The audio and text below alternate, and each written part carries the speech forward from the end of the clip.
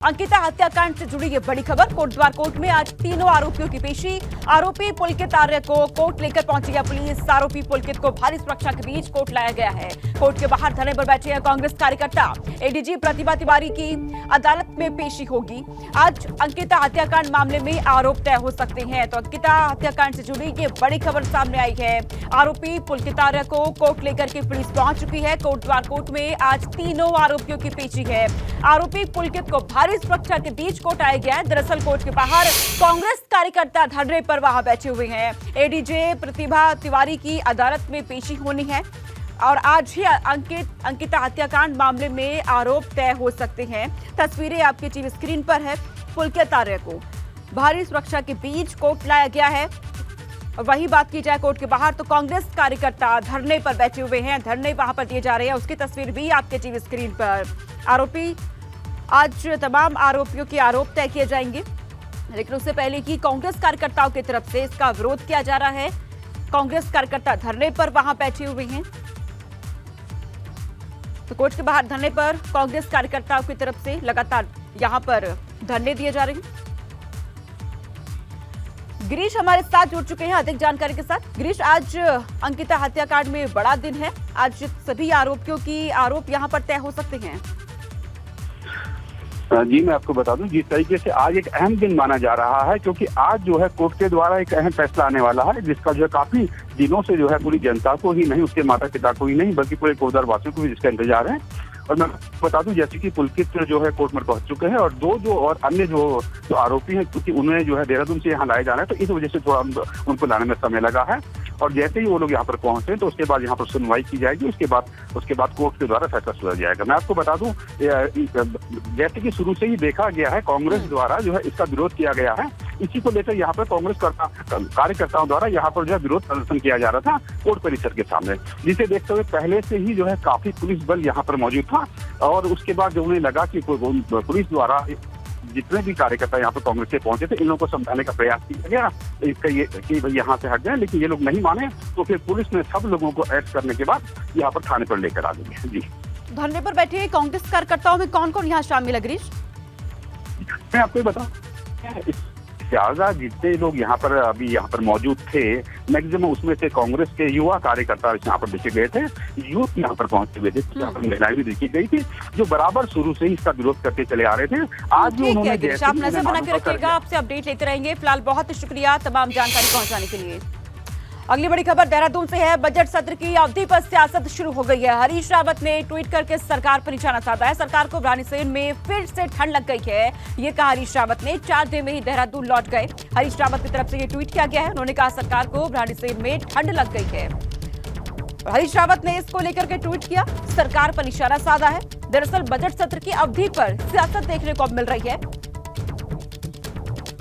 और हरीश रावत ने जो ट्वीट किया है वो आपके टीवी स्क्रीन पर। उन्होंने कहा सरकार को भ्राणीसेन में ठंड लग गई है, ये कहा गया हरीश रावत की तरफ से। 4 दिन में ही बोरिया बिस्तर बांधकर देहरादून लौट आए हैं। हरीश रावत का ये ट्वीट है। राज्य के ग्रीष्मकालीन राजधानी में ग्रीष्म के आगाज के साथ भी सरकार भ्राणीसेन में बजट पर 2 दिन चर्चा की हिम्मत नहीं जुटा पाई, ये कहा है हरीश रावत ने। कैसे है ये ग्रीष्मकालीन राजधानी? हरीश रावत का ये ट्वीट इस वक्त आप देख रहे हैं अपनी टीवी स्क्रीन पर। इसको लेकर के अब सियासत भी शुरू हो गई है। बजट सत्र की अवधि को लेकर देखा जा रहा है, सियासत यहां पर हो रही है। हरीश रावत ने सीधे तौर पर सरकार पर निशाना साधा है। बजट सत्र को लेकर के कहा कि सरकार को भ्राणीसेन में ठंड लग गई है। हरीश रावत ने ये ट्वीट किया, 4 दिन में ही सरकार देहरादून से लौट गई है। इसको लेकर के इस ट्वीट के जरिए सरकार पर निशाना साधा है।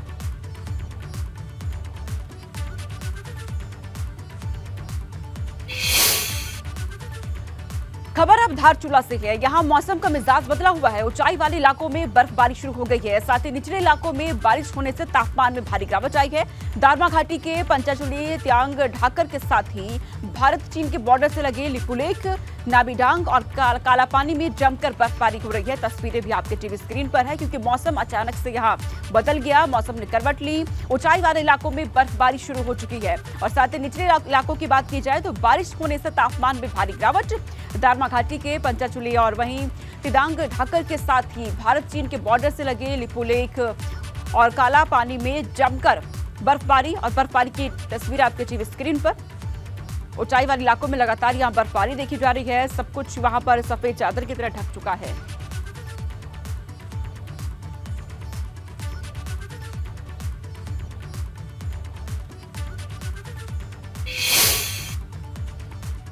उत्तराखंड में मौसम ने करवट ले ली है। कई जिलों में बारिश और ओलावृष्टि देखी जा रही है। 20 मार्च तक मौसम विभाग ने अलर्ट जारी कर दिया है। 3500 मीटर की ऊंचाई वाले इलाकों में बर्फबारी की संभावना भी मौसम विभाग ने जाहिर की है। बारिश और ओलावृष्टि से तापमान में भारी गिरावट। तो ये खबर उत्तराखंड में मौसम ने करवट ले ली है। मौसम का मिजाज बदल गया है। कई जिलों में बारिश हो रही है, ओलावृष्टि भी साथ में हो रही है और 20 मार्च तक मौसम विभाग की तरफ से अलर्ट जारी किया गया है। खासतौर पर लोगों से कहा गया है घर से बाहर ना निकले। अगर आपको अधिक जरूरत ना पड़े, सुरक्षा के लिए खासतौर से अपील यहाँ पर की गई है क्योंकि लगातार बारिश हो रही है, ओलावृष्टि हो रही है।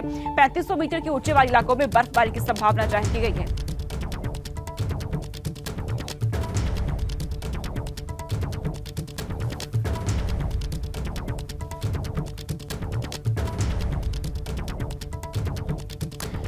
तो तस्वीरें आपके सामने हैं। उत्तराखंड में मौसम ने करवट ले ली है। अब आपको अलग अलग तस्वीरें दिखा रही हैं, आपकी टीवी स्क्रीन पर है। 20 मार्च तक बारिश और ओलावृष्टि का अलर्ट यहां पे जारी किया गया है मौसम विभाग की तरफ से। उत्तरकाशी, नैनीताल, बड़कौट में मौसम ने करवट ले ली है। झमाझम बारिश और ओलावृष्टि हो रही है। ऐसी की तस्वीरें आपकी टीवी स्क्रीन पर। 20 मार्च तक के अलर्ट मौसम विभाग की तरफ से। नैनीताल की तस्वीर, ओलावृष्टि यहां पर हो रही है। वहीं बड़कौट में भी ओले गिरे हैं, इसकी भी तस्वीर आपकी टीवी स्क्रीन पर है। उत्तरकाशी में ओलावृष्टि हो रही है। तो उत्तराखंड में किस तरीके से मौसम बदल चुका है, मौसम ने करवट ले लिया है, इसकी तस्वीरें आपके टीवी स्क्रीन पर। इसी को लेकर के मौसम विभाग की तरफ से अलर्ट जारी किया गया है। चेतावनी जारी की गई है 20 मार्च तक के लिए कि 20 मार्च तक ऐसा ही मौसम बना रह सकता है। चलिए अब आपको बड़कौट की तस्वीर दिखाते हैं। यमुना घाटी में मौसम ने करवट बदली है। यहां बारिश और ओलावृष्टि ने किसानों की मुसीबत बढ़ा दी है। भारी ओलावृष्टि से फसलों को नुकसान हो रहा है। झमाझम बारिश और ओलावृष्टि से तापमान में भी गिरावट दर्ज की गई है और ये तस्वीरें आपके टीवी स्क्रीन पर है। किस तरीके से लोगों के लिए यहाँ पर मुश्किलें अब बढ़ गई है, खासतौर पर किसानों के लिए मुसीबत इससे पैदा हो गई क्योंकि लगातार ओलावृष्टि, लगातार बारिश हो रही है और तेज हवाएं भी साथ में चल रही है। यहाँ बारिश और ओलावृष्टि से किसानों को मुसीबत हो गई है।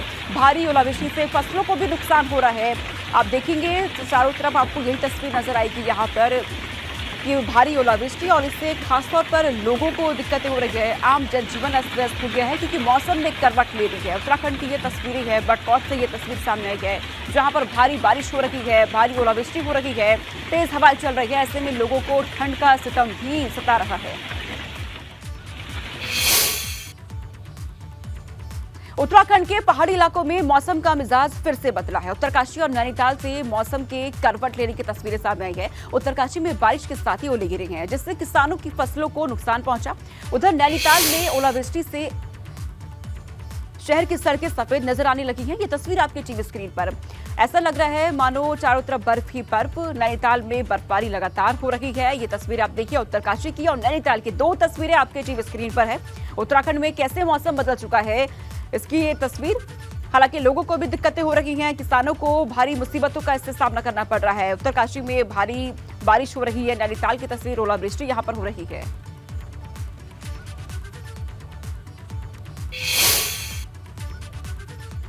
केदारनाथ धाम में अभी भी रुक रुक कर बर्फबारी हो रही है जिस वजह से निर्माण काम प्रभावित हो रहे हैं। 200 मजदूर केदारनाथ पहुंच चुके हैं। अब इंतजाम मौसम खुलने का हो रहा है। अब इंतजार हो रहा है कि मौसम कब खुलेगा जिससे निर्माण काम शुरू हो जा सकेंगे।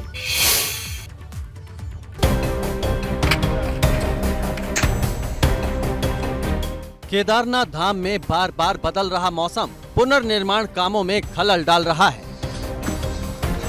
केदारपुरी में सुबह और शाम के समय बर्फबारी हो रही है जिससे मजदूरों को काम करने में परेशानी हो रही है। केदारनाथ धाम में दूसरे चरण का पुनर्निर्माण काम शुरू होना है। 200 मजदूर केदारनाथ पहुंच चुके हैं मगर मौसम साथ नहीं दे रहा है। केदारनाथ धाम की 2023 की यात्रा के लिए सभी डिपार्टमेंट्स के द्वारा लगातार कार्य किया जा रहा है और इसमें जो हमारा मुख्य कार्य होता है कि धाम तक जो हमारी ट्रैक मार्ग है उसमें बर्फ़ हटाने का काम वो पूर्ण कर लिया गया है और कई डिपार्टमेंट्स के जो रिप्रेजेंटेटिव्स हैं, मंदिर समिति की जो टीम है वो भी वहाँ पर जा रही है। साथ ही हमारे जो पुनर्निर्माण के कार्य हैं वो भी अब हमारे शुरू होने जा रहे हैं। हमारी जो लेबर्स हैं वो भी पहुँच गए हैं और वो अपनी व्यवस्थाएँ कर रहे हैं। इसके साथ ही कुछ दिनों से रोज़ सुबह शाम वहाँ पर बारिश या हल्की बर्फबारी भी हो रही है जिसको देखते हुए सभी सतर्कता भी बढ़ती जा रही है। हालांकि मजदूरों ने केदारनाथ तक पैदल मार्ग से बर्फ साफ कर दी है, जिससे अब इस रास्ते पर आसानी से आवाजाही हो रही है।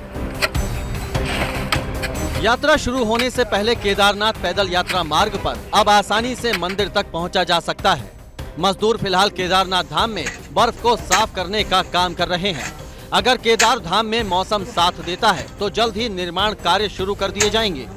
15 जनवरी से दूसरे चरण के निर्माण काम बंद पड़े हुए हैं। अब इंतजार है मौसम पूरी तरह से साफ होने का, जिससे मजदूर काम शुरू कर सकें। एबीपी गंगा के लिए रुद्रप्रयाग से रोहित टिमरी की रिपोर्ट।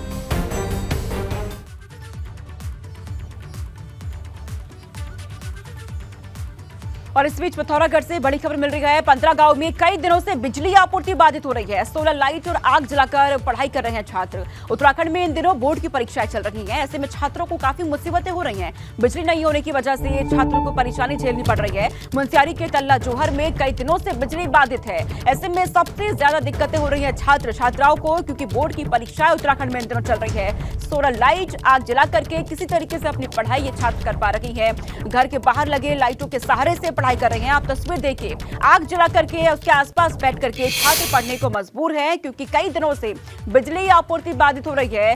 15 गांव में कई दिनों से बिजली की आपूर्ति बाधित हो रही है पिथौरागढ़ के, और यही वजह है कि छात्र छात्राओं को सबसे ज्यादा मुसीबतें हो रही हैं। लोगों का जनजीवन इस वजह से यहाँ पर हो गया है। लोगों को अंधेरे में अपना वक्त गुजारना पड़ रहा है।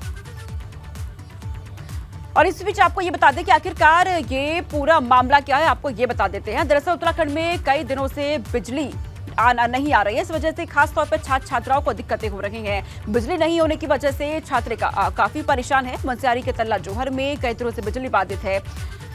15 दिन हो चुके हैं, लेकिन बिजली अभी तक नहीं आई है। बच्चों की बोर्ड की परीक्षाएं चल रही हैं। ऐसे में सवाल यहाँ पे कई खड़े हो रखे हैं। करीब 300 बच्चे जो कि बोर्ड की परीक्षाएं दे रहे हैं, उन्हें आग जला करके पढ़ाई करनी पड़ रही है। अब आपको बता देते हैं कि इस पर एबीपी गंगा के सवाल खड़े हो रहे हैं। कई सवाल है। पहला सवाल, बच्चों के भविष्य से खिलवाड़ आखिरकार क्यों किया जा रहा है? बोर्ड की परीक्षाएं चल रही हैं, ऐसे में बिजली बाधित, वो भी 15 दिनों से। लगातार शिकायत के बाद भी कोई सुनवाई क्यों नहीं हो पा रही है? लोग लगातार इसकी शिकायतें कर रहे हैं, लेकिन कोई सुनवाई नहीं। कई दिनों से बिजली बाधित, आखिरकार प्रशासन क्या कर रखा है? ये 3 बड़े सवाल यहाँ खड़े हो रहे हैं। चौथा सवाल, बिजली विभाग की लापरवाही पर एक्शन कब तक यहाँ होगा? ये चौथा बड़ा सवाल यहाँ खड़ा होता है। 5वां सवाल, क्या ये हर घर बिजली पहुंचाने का दावा जो किया जा रहा था, ये वही है? खबर रुड़की से है। मंगलौर में लगा कई किलोमीटर लंबा जाम लग गया है। सड़क के दोनों ओर वाहनों की लंबी कतारें लगी हुई है। नहर पुल से लेकर मंडी तक लंबा जाम यहां लग गया है। रुड़की से ये खबर, जहां मंगलौर में कई किलोमीटर लंबा जाम लग गया है। सड़क के दोनों ओर वाहनों की लंबी लंबी कतारें देखने को मिल रही है। तस्वीर आपकी टीवी स्क्रीन पर। नहर पुल से लेकर के मंडी तक ये लंबा जाम है। लोगों को खासी दिक्कतें हो रही है। कई घंटों से लोग इस लंबे जाम में फंसे हुए हैं। वृत्त त्यागी हमारे साथ जुड़ चुके हैं संवाददाता अधिक जानकारी के साथ। वृत्त, ये लंबा जाम जो लगा हुआ है, आखिरकार इसके पीछे क्या वजह है? जी बिल्कुल, देखिए सोनिका, जिस तरह से बारिश का मौसम भी है, लेकिन एक तरफ जहां बारिश ने मुसीबत बढ़ाई हुई है लोगों की, वहीं दूसरी तरफ मंगलौर में जाम ने मुसीबत बढ़ा दी है। यानी दोनों एक तरफ हाईवे जो है लंबा जाम लग चुका है। कई किलोमीटर ये लंबा जाम हो चुका है। लेकिन हम बात करें जाम को खुलवाने के लिए तो कोई भी पुलिस का जवान यहाँ पे नजर नहीं आ रहा है। लेकिन लोगों का यही कहना है कि बेवजह लोगों ने जाम लगा हुआ है, यानी एक दूसरे चक्कर में निकलने की जल्दबाजी चक्कर में जाम लगा हुआ है। लेकिन लोग यही कह रहे हैं कि आखिरकार पुलिस का कोई भी जवान जाम खुलवाने के लिए नहीं आ रहा है। फिलहाल अभी रेंगते हुए वाहन जरूर चल रहे हैं, लेकिन जाम की स्थिति यथावत बनी हुई है। जी सुनेगा, कब से वृत्त ये जाम लगा है, कितना समय हो गया तकरीबन? बिल्कुल, देखिए ये करीबन 8 से 5 घंटा के करीब जाम की स्थिति हो चुकी है। लेकिन अभी तक भी जाम जो है यथावत बना हुआ है। जाम नहीं खुल पाया, लेकिन लोग जरूर एक दूसरे के चक्कर में वाहन निकालने के लिए आगे नजर आ रहे हैं। लेकिन यही देखने वाली बात होगी आखिरकार पुलिस कब तक ये जाम खुलवा पाती है। जी ठीक है, बहुत शुक्रिया वृत्त तमाम जानकारी पहुंचाने के लिए। तो तस्वीरें आप देख रहे हैं किस तरीके से लंबा जाम यहाँ पे लगा हुआ है। हालांकि पुलिस प्रशासन वहां लगी हुई है इस जाम को खुलवाने के लिए, लेकिन लोगों को खासी दिक्कतें हो रही हैं। प्रधानमंत्री की ड्रीम प्रोजेक्ट में से एक Rishikesh Karnaprayag rail line project का काम तेजी से चल रहा है। ये परियोजना 125 किलोमीटर लंबी है, जिसमें 17 सुरंगें हैं। इन सुरंगों की कुल लंबाई 6.2 किलोमीटर है। इस रेल लाइन पर 17 सुरंगों के अलावा 35 पुल भी बनाए जाने हैं। 2024 तक सिविल के सभी कार्य पूर्ण होने की संभावना भी है। इसके बाद यहाँ पटरी बिछाने का काम शुरू हो जाएगा। प्रधानमंत्री के ड्रीम प्रोजेक्ट में से एक ऋषिकेश कर्णप्रयाग से रेल लाइन प्रोजेक्ट का काम तेजी से चल रहा है। ऋषिकेश कर्णप्रयाग रेल परियोजना का नाम तो आपने सुना ही होगा। प्रधानमंत्री नरेंद्र मोदी के जो ड्रीम प्रोजेक्ट है उनमें ये परियोजना उनमें से एक है। और मैं इस समय यहाँ पर खड़ा हूँ। लक्ष्मौली एक छोटा रेलवे स्टेशन यहाँ पर पड़ेगा और मेरे पीछे जो डायरेक्शन है उधर से श्रीनगर से ये ट्रेन आएगी, श्रीनगर की तरफ जाएगी, सॉरी। तो ये आप देख सकते हैं ये टनल तकरीबन 2900 मीटर यानी 3 किलोमीटर के आसपास लंबी है। ये उसी रेल परियोजना के लिए बन रही है। और हमारे साथ गोयल साहब हैं। गोयल साहब इस प्रोजेक्ट को देख रहे हैं, तो गोयल साहब से बात करते हैं, वो थोड़ा सा जानकारी देंगे। हम यहाँ जो खड़े हैं इससे अलकनंदा से पहले जनासू रेलवे स्टेशन है, जनासू। इसके बाद हम इससे निकलेंगे आगे जाके मलेथा में, तो मलेथा में रेलवे स्टेशन होगा। ये नेटअप मेथड से बनती है। इसके बाद में फिर फाइनल लाइनिंग आएगी, इसमें कंक्रीट होगा रेनफोर्समेंट के। अब तक ये काम यहाँ पर आप लोग पूरा करने की संभावना है, क्या टाइम लिमिट? ये 2024 तक हम इसको पूरा फिनिश करने के प्रोग्राम है हमारा। क्योंकि काम काफ़ी जोखिम भरा है, उनकी सेफ्टी के लिए सारे आपने इंतजाम किस किस तरह से? हाँ, पूरा सेफ्टी डिपार्टमेंट है यहाँ पे।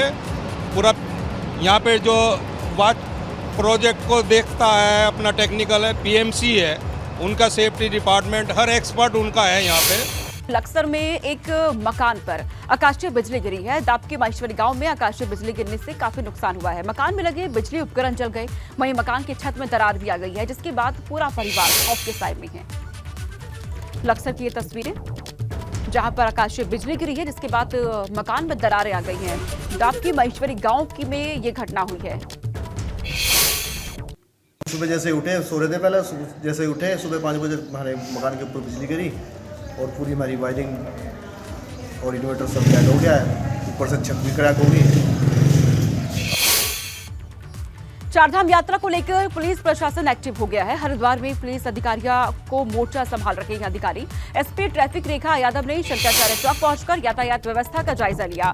इस दौरान उन्होंने पुलिस कर्मियों को निर्देश दिए हैं कि नेशनल हाईवे पर कोई भी गाड़ी पार्क न हो और नियमों को तोड़ने वालों पर सख्त कार्रवाई की जाए। चारधाम यात्रा को लेकर के पुलिस प्रशासन एक्टिव है। नशे के खिलाफ पुलिस का अभियान लगातार जारी है। नैनीताल में पुलिस ने एक स्मैक तस्कर को गिरफ्तार किया है, जिसके पास से 102 ग्राम स्मैक बरामद की गई। दरअसल कालीचेड़ मंदिर में गेट के पास पुलिस चेकिंग कर रही थी। इसी दौरान पुलिस ने एक बाइक सवार को रोका। पूछताछ में पुलिस को आरोपी से स्मैक बरामद हुई है। आरोपी आरिफ जिला उधम सिंह नगर का रहने वाला है। इससे जब तलाशी ली गई तो इसके बैग में 102 ग्राम स्मैक बरामद हुई है। ये मोहम्मद आरिफ आपका किच्चा दरऊ का रहने वाला है। इसके द्वारा प्रारंभिक पूछताछ में बताया गया है कि मोहम्मद शरीफ के द्वारा इसको ये बेची गई थी, जो सितारगंज का रहने वाला है और यहाँ लोकल पैडलर्स को ये बेचने आया हुआ था। तो इसके जो पूरा क्रिमिनल रिकॉर्ड है उधम सिंह नगर से वो मांगा जा रहा है। इसके अलावा मोहम्मद शरीफ की क्या भूमिका है वो भी देखी जा रही है। उसके अलावा यहाँ के लोकल पैडलर्स को भी खंगाला जा रहा है। मुझे आगे के इससे निश्चित रूप से आगे बड़ी सफलता मिलने की संभावना देखी जा रही है। और पुलिस टीम और एसओजी द्वारा जो सराहनीय कार्य किया गया इसके लिए 5,000 रुपये की मेरी तरफ से इनाम।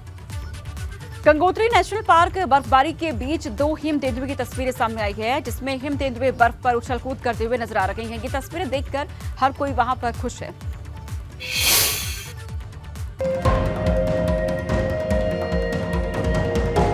बर्फ पर उछल कूद करते हिम तेंदुए की ये तस्वीरें उत्तरकाशी की हैं।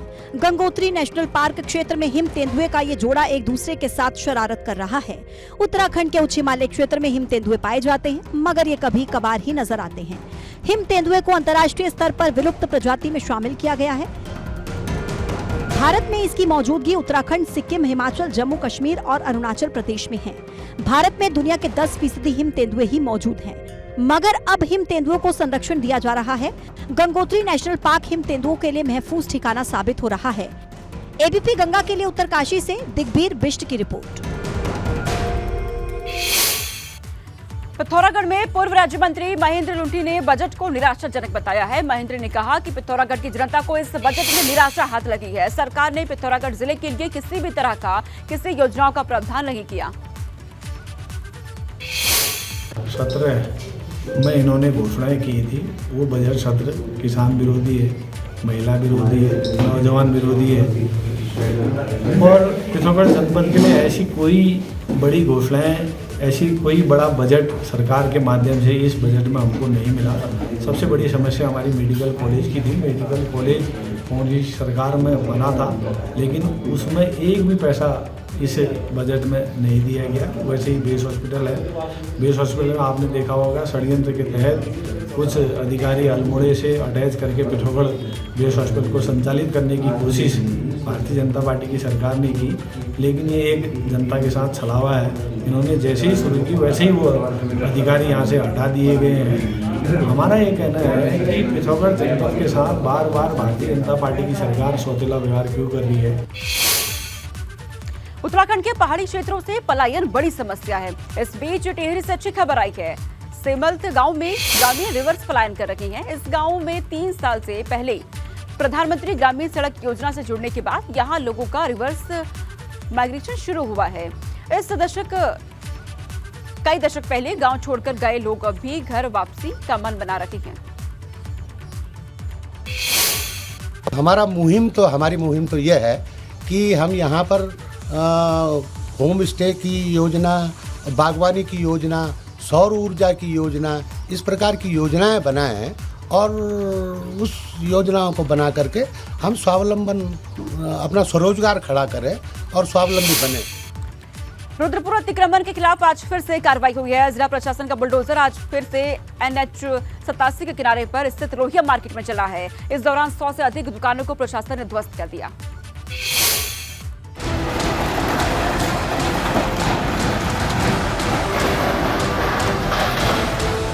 रुद्रपुर में अतिक्रमण के खिलाफ प्रशासन का पीला पंजा चल रहा है।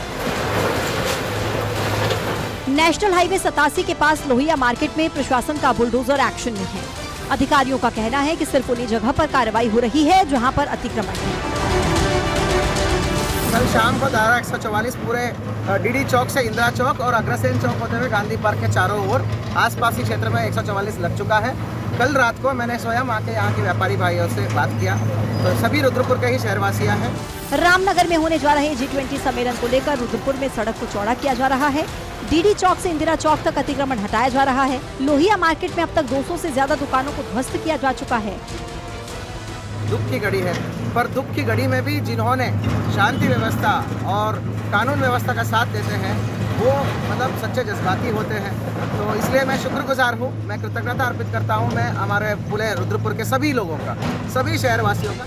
व्यापारियों के विरोध को देखते हुए बुलडोजर एक्शन से पहले ही प्रशासन ने डीडी चौक से इंदिरा चौक तक धारा 144 लागू कर दी थी। मगर सवाल ये है कि अधिकारी उस समय कहां सोए हुए थे जब लोग सरकारी जमीन पर कब्जा कर रहे थे। एबीपी गंगा के लिए रुद्रपुर से विकास कुमार की रिपोर्ट।